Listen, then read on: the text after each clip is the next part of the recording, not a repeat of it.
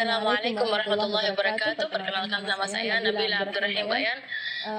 Mungkin sudah tidak asing lagi ya, alhamdulillah. Mudah-mudahan di pertemuan kali ini kita bisa menjelaskan sedikit tentang surat Al-Fatihah, di mana surat Al-Fatihah itu penting sekali, adalah salah satu rukun sholat. Ketika pembacaan surat Al-Fatihah kita kurang tepat dari segi makhraj, dari segi gunahnya, madnya juga ketinggalan, maka mungkin tidak diterima sholat kita.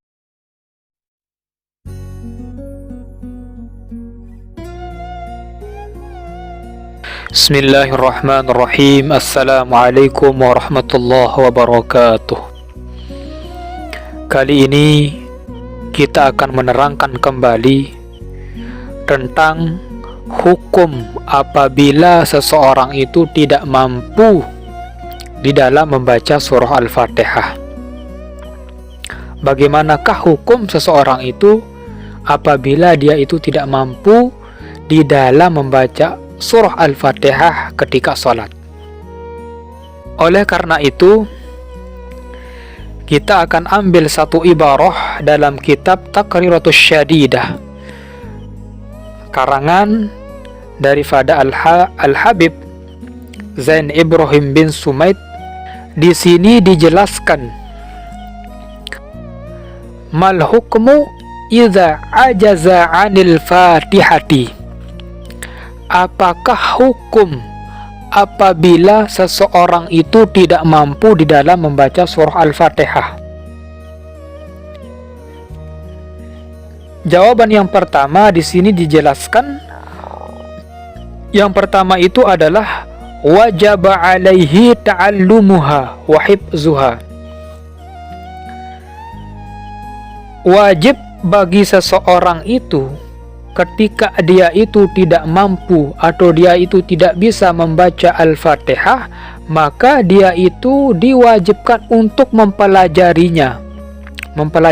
Kemudian setelah dia mempelajarinya itu dia harus menghafalnya. Itu jawaban yang pertama. Kemudian jawaban yang kedua yaitu fa illam yahfazha wajaba kitabatuha fi waraqatin yaqra'u minha. Artinya begini, jikalau ada seseorang umpamanya dia itu tidak bisa menghafal, daripada surah Al-Fatihah, maka ketika dia sholat itu dia harus dengan cara membaca, dengan cara membawa naskah daripada Al-Fatihah itu sendiri. Itu.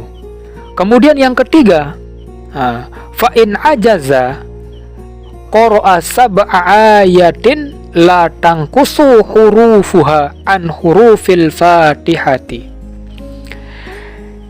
Yang ketiga adalah jikalau ada seseorang umpamanya dia itu tidak bisa menghafal dan dia juga tidak bisa membaca, maka dia diharuskan untuk menggantinya dengan 7 ayat.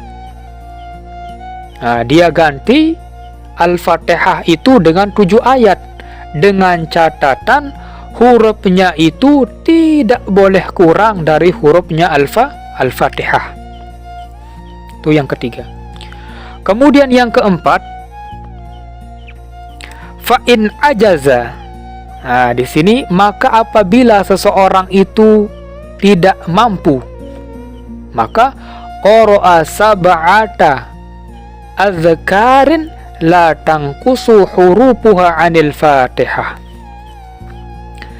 Yang keempat itu adalah jikalau ada seseorang umpamanya tidak bisa mengganti surah Al-Fatihah dengan 7 ayat, maka seseorang itu diharuskan untuk membaca 7 zikir. Dengan catatan hurufnya itu tidak kurang dari surah Al-Fatihah.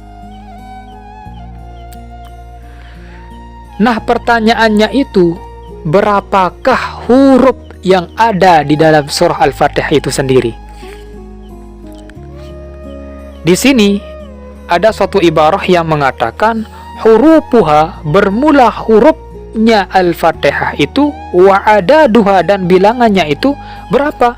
Yakni 155 harfan, 155 huruf, dengan catatan biqiraati maliki, atau 156 harfan dengan catatan biqiraati maliki. Pendapat yang pertama 155 itu bedanya itu di tulisannya, Kalau tulisan yang mengatakan 155 itu menggunakan maliki, nanti ada alif atau mat-matnya. Kalau yang mengatakan 155 itu ada alifnya, maliki.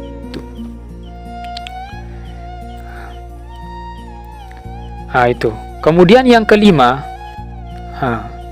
di sini dikatakan fa in ajaza waqafa biqadriha. Itu.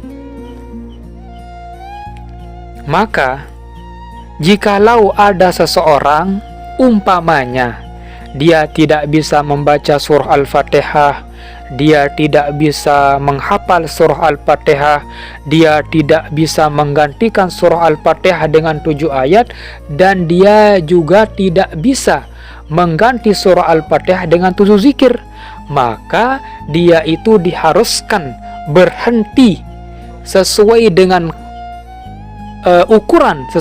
ukuran bacaan Al-Fatihah.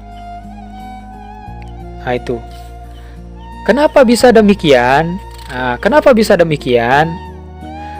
Agar seseorang itu tidak mempunyai satu alasan pun untuk meninggalkan sholat. Itu intinya. Jadi jangan sampai gara-gara kita mengatakan, misalnya kita mengatakan seperti yang dikatakan oleh Kak Nabila ini, seseorang itu tidak akan diterima sholatnya gara-gara dia itu tidak fasih di dalam melafalkan Al-Fatihah, atau sholatnya itu tidak akan diterima. Ini adalah kesalahan yang sangat fatal menurut para pandangan ulama. Lagi sekali saya katakan kepada siapapun agar berbicara sesuai di dalam bidang yang ia ahli di dalamnya.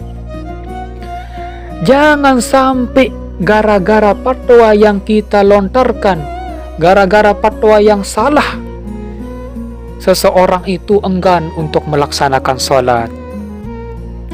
Seseorang itu tidak mau mengerjakan sholat karena takut dia itu salah di dalam membaca Al-Fatihah, atau dia itu tidak bisa membaca Al-Fatihah, dia tidak mau sholat.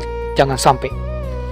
Oleh karena itu, saya katakan lagi sekali, tafakkar qoblal kalam. Tafakkar qoblal kalami. Berpikirlah oleh siapapun agar berpikir dulu sebelum memberikan fatwa.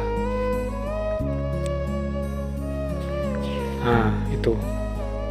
Semoga bermanfaat. Assalamualaikum warahmatullahi wabarakatuh.